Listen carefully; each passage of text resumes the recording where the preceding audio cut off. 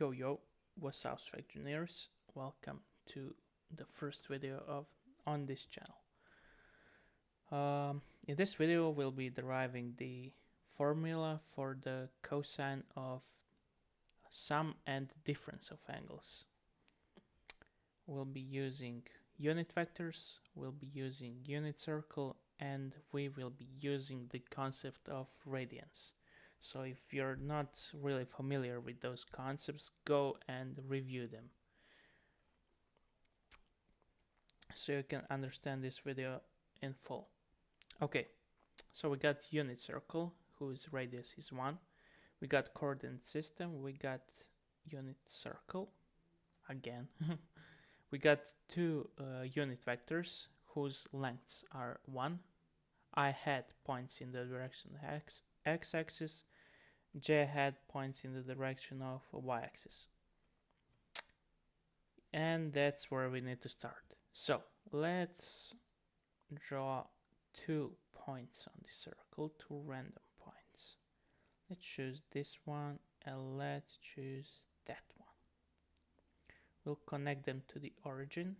So origin, O stands for origin. Let's call this point N. Let's call this point N.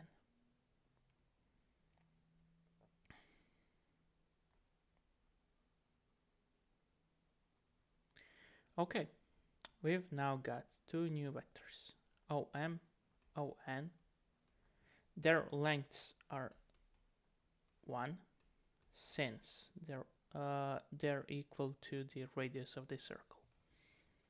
Okay, they have some interesting properties, such as, let's choose green. I like green. Arc length starting from x-axis to the end point, to the point N, is A. Let's call it A. Since in the radians, the arc length in radians corresponds to the angle is also A. Hope you're familiar with that. Now let's choose different color. Let's do this one. This arc length from the x-axis to the end point is B, as is this angle between x-axis and OM vector. It's called B. Now, we are interested in the difference of them. The angle which is their difference is A minus B. Let's draw it some other color. Let's choose that one, reddish. Okay, so the difference is this angle right here. That's A minus B. Just for the sake of it, it corresponds to this arc length right here. That here is A minus B. Okay. So we got that down. Now, in our formula, there is cosine of A minus B. And we must get that cosine using these 2 vectors somehow. So we gotta do some operation over those 2 vectors to get the cosine of A minus B. Now, it might seem artificial, but we need to use, let's choose blue again. Blue, okay. It might seem artificial at first, but in the dot product formula, cosine is appearing exactly once. So that's why we need to use that to connect them. OM vector, I'm sorry, just OM vector times ON vector. So the formula says the dot product is the product of their lengths, ON vector, times cosine of the angle between these 2 vectors. So these 2 vectors, between them lies an angle of A minus B.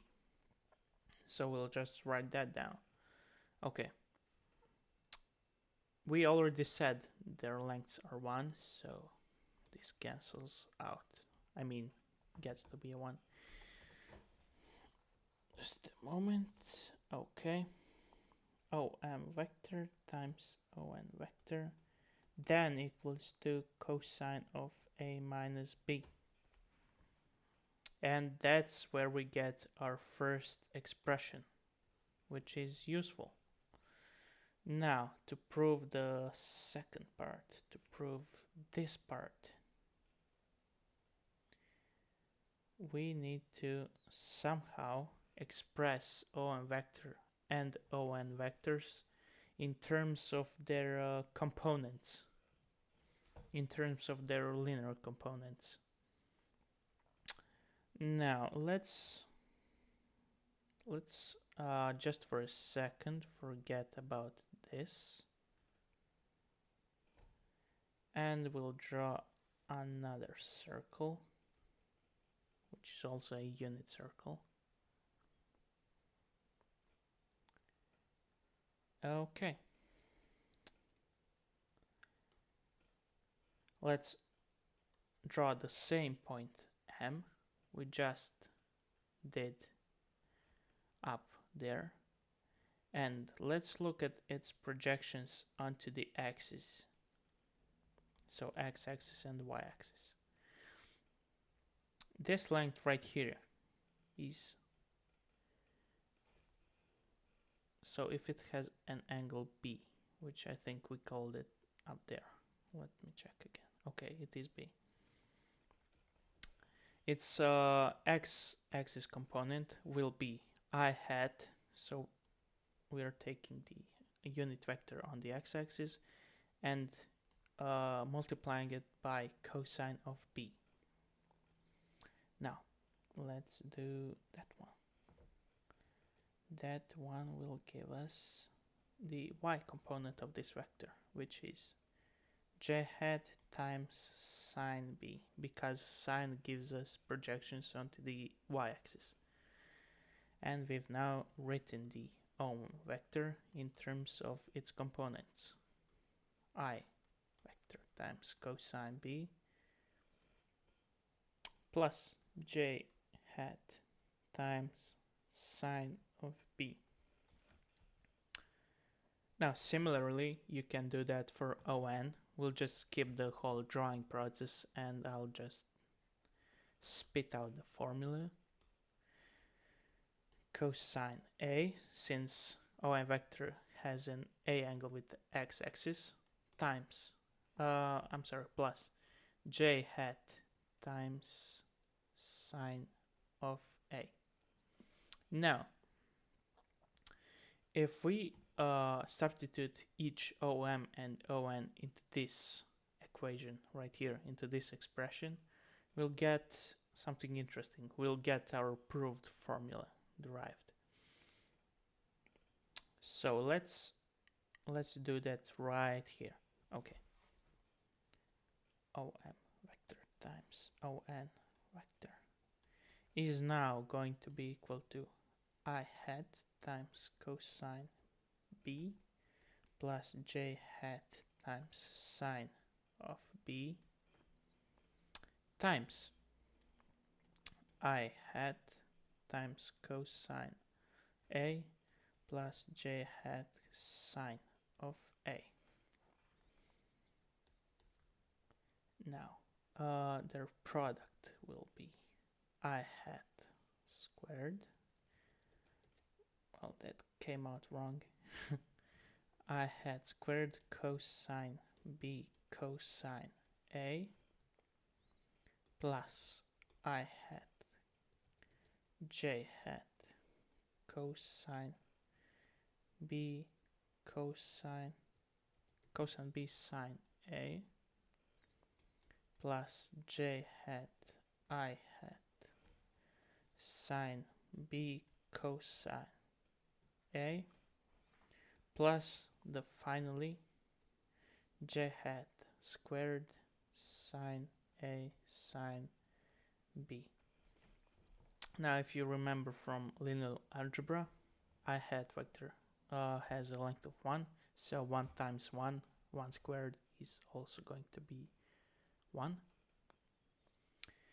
When you multiply vectors like this, so if the angle between them is 90 degrees, they cancel each out, so each other's projection is exactly 0. So that's why.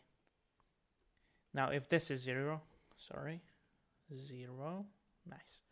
If this is 0, 0 times any number is 0, so we can just ignore this whole thing right here.